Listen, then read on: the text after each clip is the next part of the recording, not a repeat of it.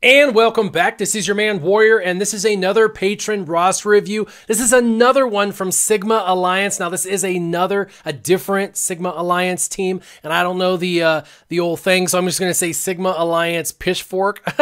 What's up? No, I don't know the how to pronounce that, but Sigma Alliance with Killswitch, and Killswitch is a patron of mine, and he is wanting to know kind of how to unlock certain characters, because there's specialty tunes that you got to use, Empire to get certain tunes, and Phoenix to get a certain tune, and Rebels and droids and scavengers, and so there's all these different characters you got to farm in a kind of a particular order, and he just kind of wants to have a particular farming order for those characters. Wants me to kind of take a look at ships, make sure there's some synergy there, and some mod advice, specifically kind of how to he gets overwhelmed with like doing modding on a character, as far as like finding the mods and organizing the mods and things like that. So we'll touch on mod, how I mod my characters and stuff when I'm having to strip down mods and things like that.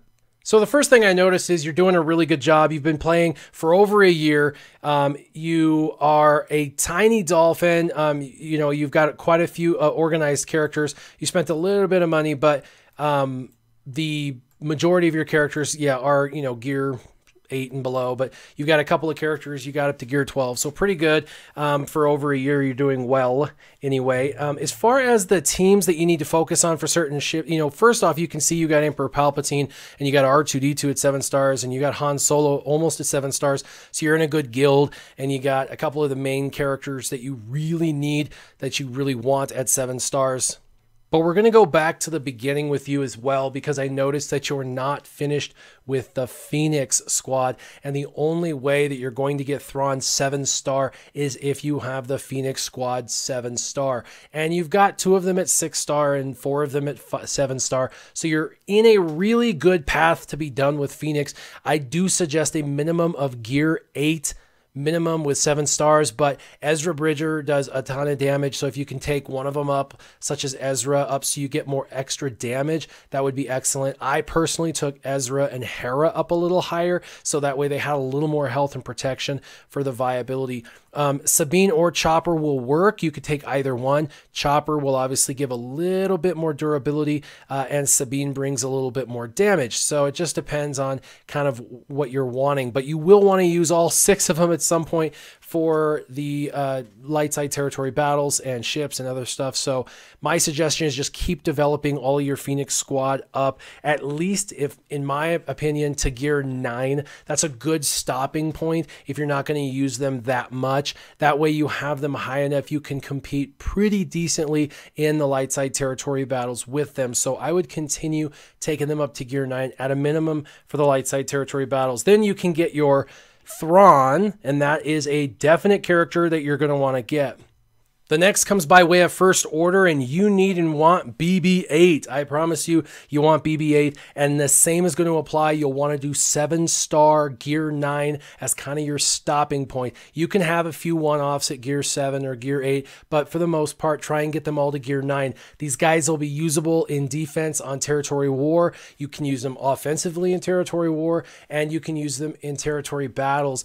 The 5 I would suggest are actually your top 5. Kylo Ren and First Order TIE Pilot are already getting there. Captain Phasma, 7 stars. She just needs some more gear, and she's pretty close. She's gear 6 with 1 piece from gear 7. And then your First Order Officer and Stormtrooper. Now, First Order Officer is an easy farm, pretty quick and fast to get, and gear-wise, should not be too difficult to gear up. The really hard one to get to 7 stars and quick is going to be your First Order Stormtrooper. So you're going to have to get working on that and farm non-stop this character. But BB-8 is a phenomenal heroic AAT team character, good for territory wars, battles, light side, dark, everything. So you definitely want BB-8. So you finish off your Phoenix, get to your first order. Gear 9, 7-star is really where you're shooting for on all these teams. I know you don't want to put too much energy into these teams because you want to try and move on to another team. So because of that, like I said, gear 9 is a good stopping spot for a lot of teams. Once those other 2 teams are done, you're going to want to work on resistance. because a couple of these characters, one, are going to be utilized with the vets to get your Ray, the new Ray that's in the game, the Jedi Ray, Jedi Training Ray, and so that plus Resistance is just the best PvE team in the game as far as this goes. So you're going to want to develop them all. There's not a single Resistance character that's not worth it. They're all worth it. So make sure that you work on all of them, Trooper and Pilot as well, because you're going to want to break them up into a couple of teams for the Heroic AAT, and you're going to want to break them up into a couple of teams for Territory Wars and Territory Battles. And so to do that, you need to develop them all. We've talked about getting First Order for BB-8, and if you get a few of these guys, plus you get the Scavengers, then you'll be able to get the new Ray. Now, what I keep saying Scavengers, I mean Smugglers. The Smugglers are the veteran Smugglers, Han and Chewie. Looks like you've got them sort of developed. You've got one at 5, one at 4 stars, and basically Gear 7. Gear 7's a good start. You have a couple pieces left for both of them to be Gear 8. Take them to at least Gear 9 for the Ray event. That Ray event was pretty easy, but I believe round 4, round 5 was actually kind of difficult. So you want to make sure you get them up to at least Gear 8. And then you're going to obviously have to have them 7-star because Ray is a 7-star only unlock. So again, the whole line out is going to be Phoenix first, Gear 9, 7-star, First Order, Gear 9, 7-star for BB-8, Resistance and the Veteran Smugglers, all 7-star, Gear 8, Gear 9. Then you're going to be able to have Ray. You'll have everybody that's hard to gotten, and you'll have a lot of really good teams for light side, dark side, all of that. Now let's go ahead and take a look at your ships. So when I look at ships Killswitch, I don't see a ton of synergy. You've got a couple Rebel ships, you got a couple of, Republic ships, you've got Boba Fett in there, and you're at Fleet 100, rank 184, and you're not doing bad. I mean, by all means, you're doing well, but you need a little bit more synergy in the team that you have. So the first thing is we got to remember that everybody you're using pilot-wise, you're going to have to continue to gear them up and farm them up to make sure you max them out.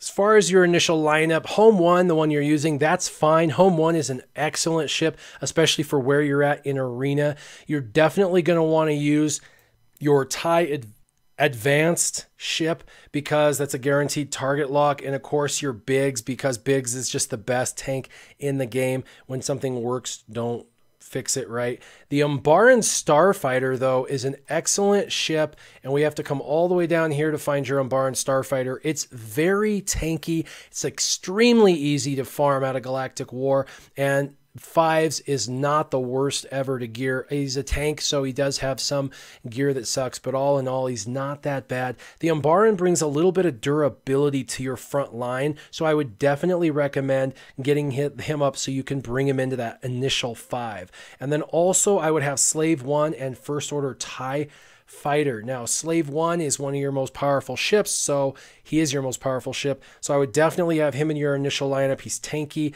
2 different AoEs plus the target lock. And then First Order TIE Fighter right here is needing a lot of development, but this guy's going to do most of the damage. He's really a massive damage dealer, and if you have him hidden behind the Biggs and or the Umbaran Starfighter, then you're going to do just fine. Now, the way to hide him is Biggs initial 5, and then after the initial 5, because you've got the Umbaran in your initial 5, when Biggs dies because he's taunting all the time and they kill him, you're going to bring in as your first backup the Scimitar, who's then going to false taunt onto your Umbaran Starfighter. So this is why you definitely need to get your Umbaran up, because if your Umbaran's not maxed out or at least geared up significantly, it'll end up targeting, the Scimitar will end up targeting a different ship with more health and protection, because it targets whoever has the most health and protection, and you don't want that to be a different ship. You really do want it to be this ship.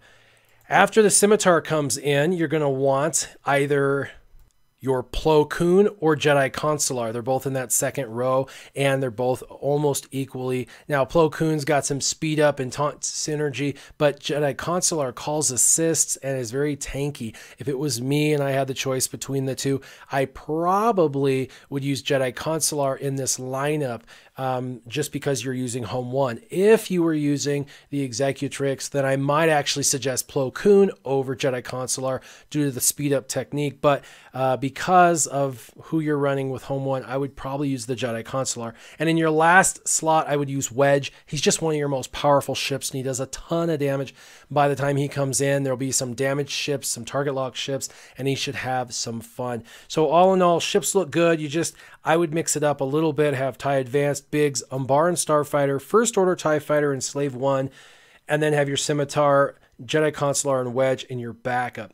Now you're making top 100, but you do have to switch mods around a lot. And you were saying it's really frustrating. I, have to go and maintain them and find them, and how do I do it? And so what I'm going to do is a 3-step process. This 3-step process I do every time I want to redo either a character or a team. And the first thing I do is I dedicate farming time. You've got to dedicate farming time, and it takes time to get good mods. And so you've got to understand that that's organic growth that mods are. It takes time, and you're just going to get slowly better mods over time. And so that's part of it, is the expectation and knowledge that the mod game just isn't something you can fix overnight. It's just something you have to consistently do over and over and over again. And eventually you'll have a pool of mods that you like. The second step is you want to build a character out. What that means is you need to plan the sets that you want to put on a character. So instead of just randomly getting a mod and going, I wonder who this mod should go for. I'm not sure. I don't know. Let's just randomly stick it on this guy because I think maybe it'll help him.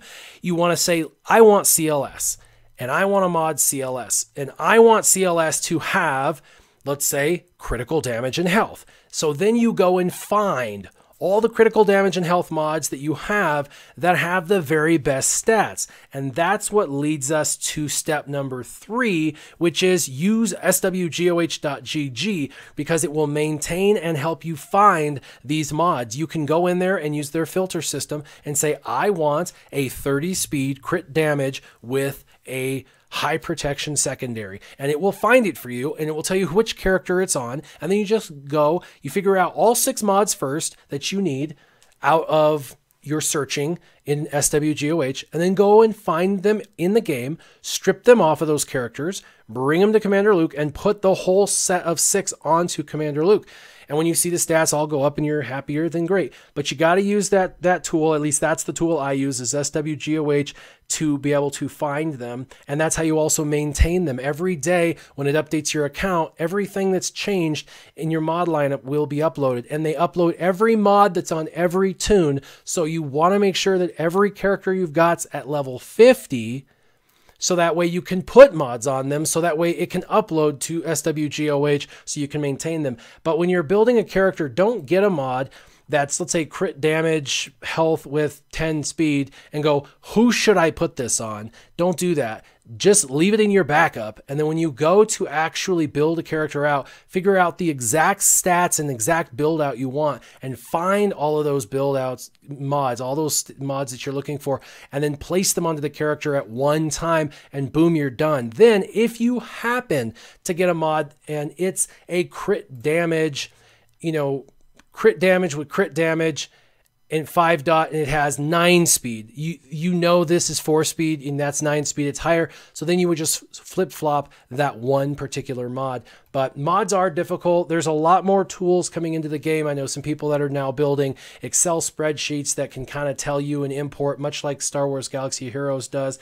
So pretty cool. I would keep your eye looking out for different tools. But for now, I would use swgoh. And when you get a bunch of new mods and you're leveling them up and stuff, you can leave them either off of people in the left, or you can put them on people so they can upload to Star Wars Galaxy Heroes. I personally like them all on people so I can find them, and then I can put them on whoever I'm looking for. I hope that helps you with mods. I know that mods are a pain in the butt for everybody, and it really makes or breaks your team, but trying to find which character would benefit from a single mod once you get a good single mod is very difficult, because you want to make sure you're building your characters out the way you want to build them out with the best mods you have possible for those builds. And then you can improve those builds by getting those same mods that just have slightly better stats. It just makes it a little bit easier on the brain, at least for me. Hopefully that helps. If anybody has any other suggestions or websites or anything they use